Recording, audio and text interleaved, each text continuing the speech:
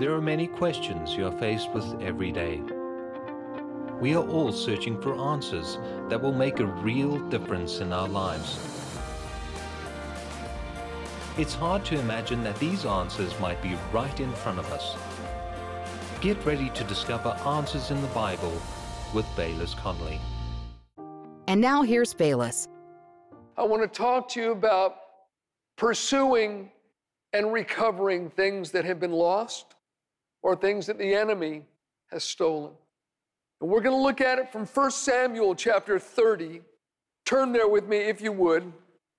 There is a fascinating story here about David, and it's early in his life, before he was recognized as the king of Israel, when he was still on the run from Saul. And as we look at it, we'll find some vital principles that will aid us in the recovery of lost and stolen things. And I'm going to begin in verse 1, I'm going to read all the way through verse 19. And this story has so many amazing facets to it. I want you to pay close attention. Now it happened when David and his men came to Ziklag on the third day that the Amalekites had invaded the south and Ziklag, attacked Ziklag and burned it with fire, and had taken captive the women and those that were there from small to great. They did not kill anyone, but carried them away and went their way. So David and his men came to the city, and there it was, burned with fire, and their wives, their sons, their daughters had been taken captive. Then David and all the people who were with him lifted up their voices and wept until they had no more power to weep. And David's two wives, Ahinoam the Jezreelitess and Abigail, the widow of Nabal the Carmelite, had been taken captive. Now David was greatly distressed, for the people spoke of stoning him, because the soul of all the people was grieved, every man for his sons and his daughters. But David strengthened himself in the Lord his God. Then David said to Abiathar the priest, Ahimelech's son, please bring the ephod here to me. And Abiathar brought the ephod to David.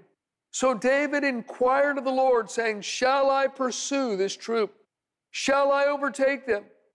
And he answered him, pursue, for you will surely overtake them, and without fail recover all. So David went, he and the 600 men who were with him, and came to the brook Besor, where those stayed who were left behind. And David pursued, he and 400 men, for 200 stayed behind, who were so weary that they could not cross the brook Besor. Then they found an Egyptian in the field and brought him to David. And they gave him bread, and he ate, and they let him drink water. And they gave him a piece of a cake of figs and 2 clusters of raisins. So when he had eaten, his strength came back to him, for he had eaten no bread nor drunk water for 3 days and 3 nights. Then David said to him, to whom do you belong, and where are you from? And he said, I'm a young man from Egypt, servant of an Amalekite, and my master left me behind because 3 days ago I fell sick. We made an invasion of the southern area of the Cherethites in the territory which belongs to Judah, and in the southern area of Caleb, and we burned Ziklag with fire. David said to him, can you take me down to this troop? So he said, swear to me by God that you will neither kill me nor deliver me into the hands of my master, and I will take you down to this troop. And when he had brought him down, there they were, spread out over all the land, eating and drinking and dancing, because of all the great spoil which they had taken from the land of the Philistines and from the land of Judah. Then David attacked them from twilight until the evening of the next day. Not a man of them escaped except 400 young men who rode on camels and fled. So David recovered all that the Amalekites had carried away. And David rescued his 2 wives. And nothing of theirs was lacking, either small or great, sons or daughters, spoil or anything which they had taken from them. David recovered all. David pursued, and he recovered all. Our God is a God of recovery. He recovers lost souls. He recovers lost relationships. He recovers lost hopes. He recovers lost property, lost health. And perhaps you, as you sit here or listen to me today, you have experienced loss in your life. Something that you value has been stolen by the enemy from you. Well, I just want to share with you a number of very simple thoughts from this story that can aid you in your pursuit of recovery. In fact, I'm just going to share 6 thoughts in all, so you will know when we're nearing the end of the sermon. Thought number 1, take time to weep. Feeling sorrow or anguish and expressing it is not wrong. It is normal, especially if you've experienced a sudden personal loss. David's family had suddenly gone into captivity. Maybe you have children that are in spiritual captivity today, away from God, in the enemy's camp, if you would, backslidden. Or perhaps you've experienced the recent loss of a position that you held, or some possession that is of value to you. Now, unfortunately, it has been the experience of some people suffering such a loss, rather than to be comforted, end up being chastised by their brothers and sisters in the Lord. They hear things like, "Where's your faith? What do you think, God died or something? You think God fell off the throne?" And you know, that really doesn't help, because it almost denies the fact that we're emotional beings and that loss affects us on an emotional level. There's really no getting around it. Even you take someone that's lost a loved one due to death, maybe a child, a spouse, a relative, a friend. And, you know, some people almost make them feel guilty for grieving. Friend, grieving is normal. And yes, those that die in the Lord, they gain. The Apostle Paul said to live is Christ, to die is gain. When he was facing Roman execution, he said, you know, I have a desire to depart and be with Christ, which is far better. So those that know the Lord, that pass from this life, they gain. It's far better for them. However, there is still an acute loss on this side. There is still the sting of sensing their absence here. And yes, you know, it's not the same as the grief that the world has, because they will not be reunited with their loved ones in the world to come. But friend, we will. But there is still such a thing as godly sorrow, and it is right to shed tears. It is right to weep, and some people just, you need to weep. Ecclesiastes says, there is a time to weep. And there's some of you here, you owe God some tears. You've held some things in, and it's not been positive for you. So take time to weep. Secondly, don't blame others.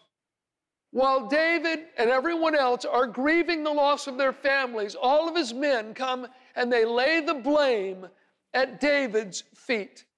And they talk of stoning him. Maybe they were saying, hey, we shouldn't have been raiding the Amalekites. Why did you lead us to do that? If we hadn't been raiding them, this wouldn't have happened to us, because they're the ones that came through. Or David, why did you leave our town unguarded?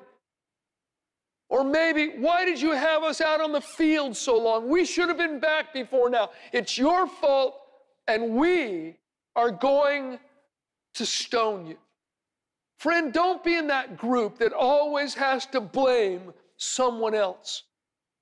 It won't make you feel any better, and it certainly won't make them feel better, and it just adds to the tension. And you know, blame shifting is one of the first corrupt fruits of sin.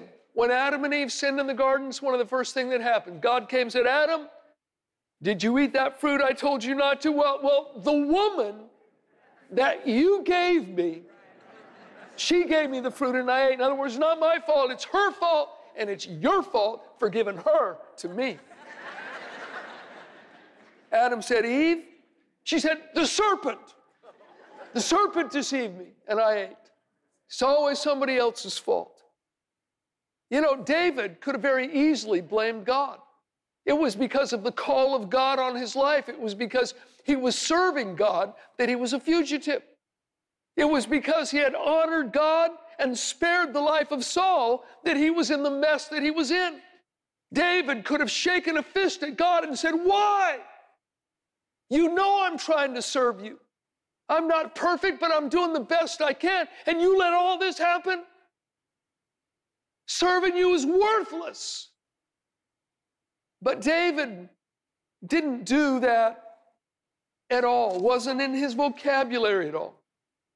You know, I was talking to a guy in church one day, and he was going through a really rough patch. His wife and his daughter were both in hospital, fighting for their lives.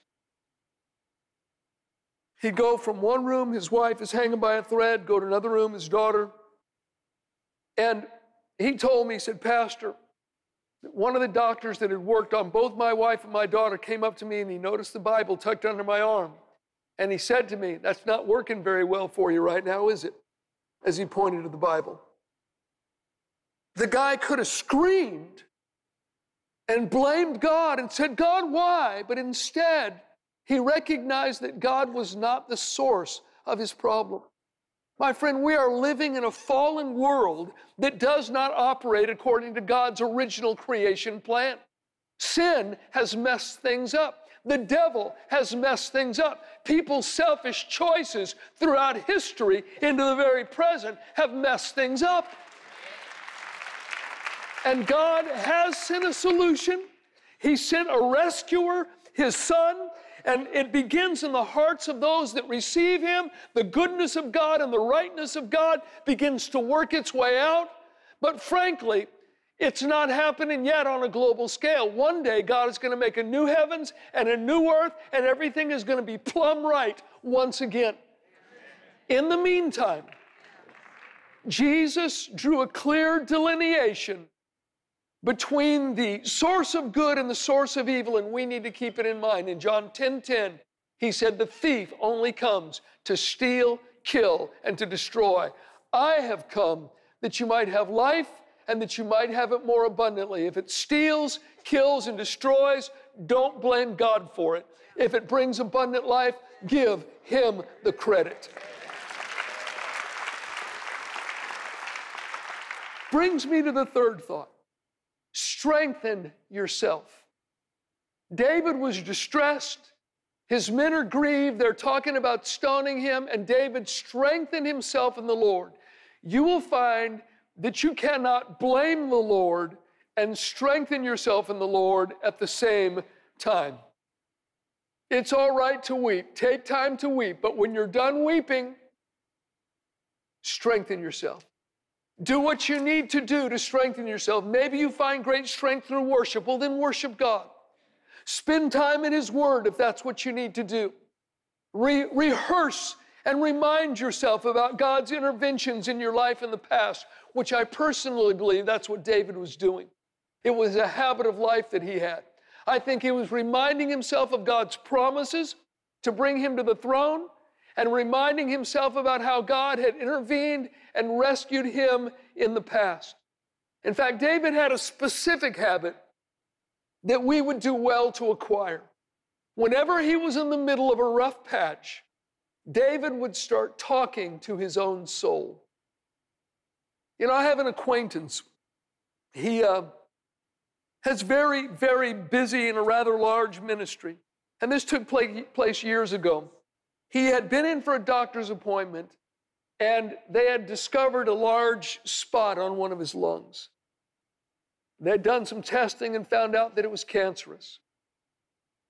You know what he did, and I've always admired him for this? He canceled every engagement he had, took everything off the slate, and locked himself in a room in his house. Didn't even communicate with his family, and he was in the room for, it might have been 3 days. I know it was at least 2 days.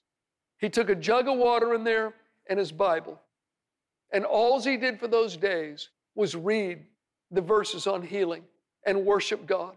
He'd worship God, read the verses, think about them, read them out loud, worship God for a while, lay down, sleep for a little while, get up, and he'd read those verses again. It did that for several days until a note of victory came into his spirit. Then he emerged from that room, told his wife, says, call the doctor, let's go back and make another appointment. He did. They did a second set of x-rays, a whole battery of tests, and the spot on his lung had completely disappeared. Do whatever you need to do to strengthen yourself in the Lord. And we come to the fourth thought, and it's seek direction. David inquired of the Lord. He said, shall I pursue this troop? Shall I overtake them? The first question had to do with direction. The second one had to do with timing. Shall I pursue this troop? Shall I overtake them? Because if I can't overtake them, if they get back to their fortified city, maybe the pursuit needs to wait and we need to employ a different strategy. When seeking God for direction, many times the timing is almost as important, if not as important, as the direction. We need to ask God not just what, but when and how. You know, my dad has had the habit, as long as I can remember, he doesn't plant things at the house if he can't eat them. You can eat everything at his house. You walk through the backyard, you walk in the sides of the house, everything that grows has fruit on it. And he has the most amazing persimmon tree I've ever seen. Has these enormous persimmons on it, and it gets so laden with fruit every year, all of the branches have to be propped up or they will break under the weight of the fruit. And they're delicious unless you try and eat a persimmon before it's ripe. Anybody in here ever try and eat a green persimmon? All right. Yeah, can I get a witness? They are so astringent that it turns your mouth to sandpaper. And you think, how can something that is so delectable and so delicious be so horrid if it's just eaten early? And you know, there are some things in our life, they may even be within the realm of God's will. If we partake of them early, they'll be bitter and disappointing. Many years ago, I was with some friends. This is before I even knew Janet. And they left for the day. I was in their backyard praying, and I'd prayed for an hour, maybe an hour and 15 minutes, been praying in the Spirit, walking back and forth, and then just getting quiet and listening. And towards the end of that prayer time, the Holy Spirit spoke to me. And he said, I've called you to be a pastor. Now, that was news to me. That had never entered my mind, not once before that. Now, I knew I was called into ministry. I knew I'd be involved in gospel ministry from the time I was saved. I had an inward knowing. I just didn't know exactly what it would be. And frankly, I had never been in a healthy church before, and I had never seen a pastor that I would want to be like. But I had seen several traveling teachers and traveling evangelists that inspired me greatly. So I just figured that's what I'd do. I'd be a traveling teacher. I'd be a traveling evangelist. And so becoming a pastor, that was news to me. And thank God I was wise enough to not run out right away and start a church. In fact, it wasn't until 4 years later that we started Cottonwood. You know, if I had run out and started the church as soon as I knew I was called to be a pastor, it would have been bad. I would have skinned all the sheep alive and nailed their hides to the back of the wall. Call it young man's disease if you want, but to my shame, back in that day, I had an answer for everything, and I had an answer for everyone. I mean, I knew it all. And my basic attitude was quit whining and start doing the Word. Now, I still believe God's Word is the answer for all of our ills and all of our difficulties. However, I have grown a little bit in the arenas of patience and compassion. And you may not know it, but you should be very, very glad that I have. Now, if I would have engaged at the wrong time, would have been a disaster. Moses, Acts chapter 7, you can read it. It came into his heart to visit his brethren, the children of Israel. Moses knew he was a deliverer. He knew he was going to be a judge. He had the what right, but he had the timing wrong. And it was a disaster. He killed an Egyptian, tried to bury him in the sand, and he ended up being an outcast, having to run away out into the wilderness. He had the timing wrong. He hadn't waited on God for timing. And so inquire of God and expect God to answer, but be sensitive when it comes to timing. Then we come to the fifth thought. Continue to serve others. Even in your weakness, God may use you to serve and to fight for others. Now think about this. David is just as tired as they were. His loss was just as great as their loss. His grief was just as great as theirs. And actually, his problems are bigger than theirs are. David has not only lost his wives, they're now talking of stoning him. So in addition to dealing with his own weariness and his own grief of heart, he's got to lead this bunch of men that moments before were filled with murder and mutiny. I'm going to make a statement you need to remember. Even when you are at the point of personal weariness and perplexity, God will use you to help others. And I know some of you here today, that's you. You've got your game face on. Maybe the people around you don't know, but your world is coming apart at the seams. And I'm telling you, God will use you to help someone else, even when you are at the absolute lowest, just to show you that it's Him doing the work and not you.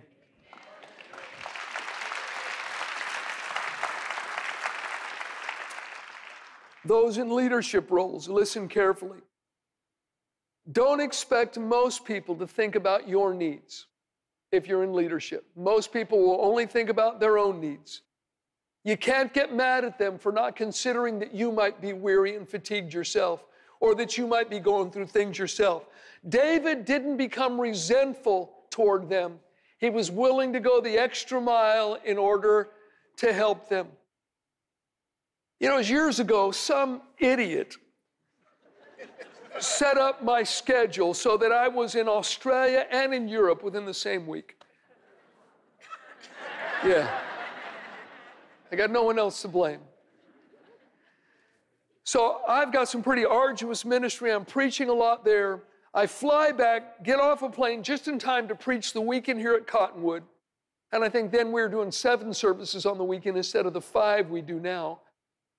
And then on Monday morning, I got on a plane and flew to Europe.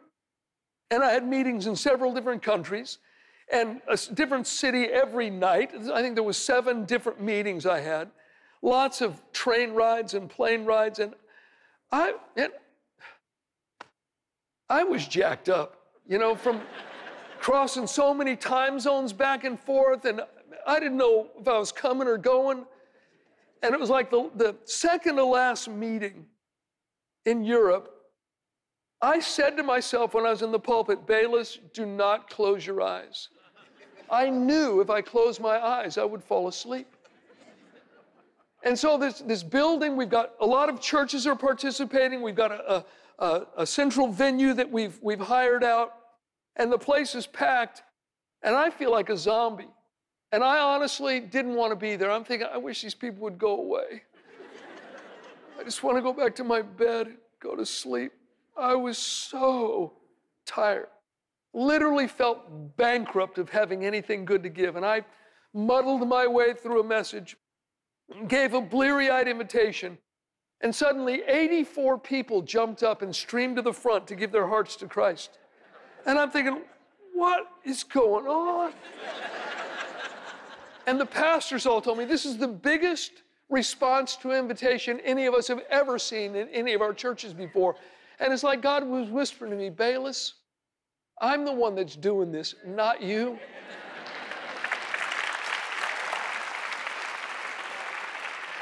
It's a good thing to remember. Listen to these words from the Apostle Paul, 2 Corinthians 12 and 10. Therefore, I take pleasure in infirmities, in reproaches, in needs, in persecutions, in distresses for Christ's sake. For when I am weak, then I am strong.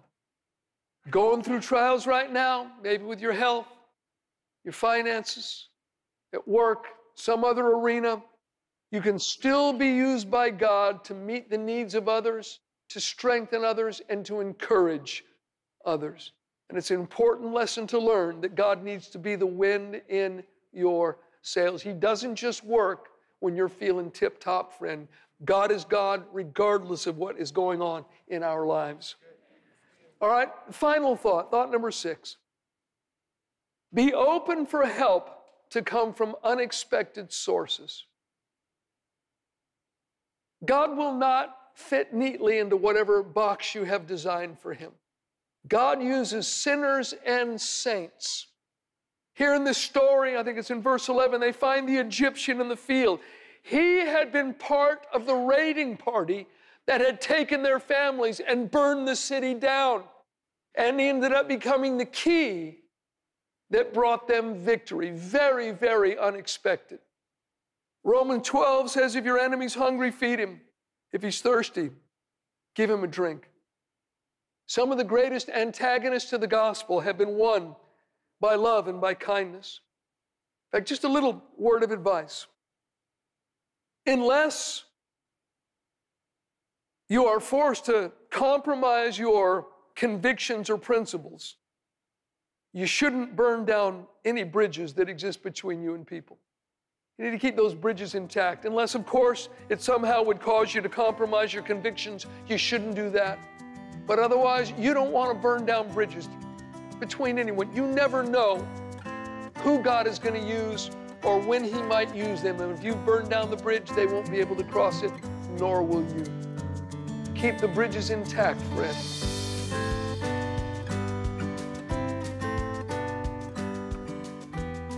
Friend, I hope you got something out of today's broadcast. And I just want to encourage you, dare to trust God. He does answer prayer. He does look upon the hearts of men and women. He does know who you are. You're not a faceless person in the crowd to him. Call out on him today, and you will find that he is very near and very interested in the circumstances of your life. God bless you. We'll see you next time. We hope you enjoyed today's message. Order the full version of this teaching on CD, DVD, or MP3 by using the contact details on screen now. Our prayer for you is that you'll continually grow in the wisdom, faith, and power that comes when we hear and apply God's Word in our daily lives.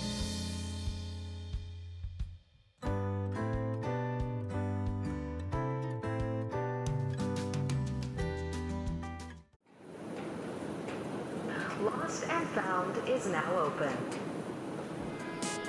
Have you ever lost something of value in your life? Maybe a relationship, maybe a physical item, it may be an impetus or a momentum that you had. Well, you know what? Lost things can be recovered, and we're going to find out how. Lost things can be recovered because God is a God of recovery. In his heartfelt message, Recovering Lost Things, Bayless Conley reveals a God who recovers lost relationships, lost hopes, lost possessions, lost health, a lost sense of purpose, innocence, direction, or ability, and the list goes on. Regardless of what you've lost, remember, we serve a God of recovery. Find hope and restoration in him today. Just use the information on the screen now to request your CD or DVD copy of Recovering Lost Things.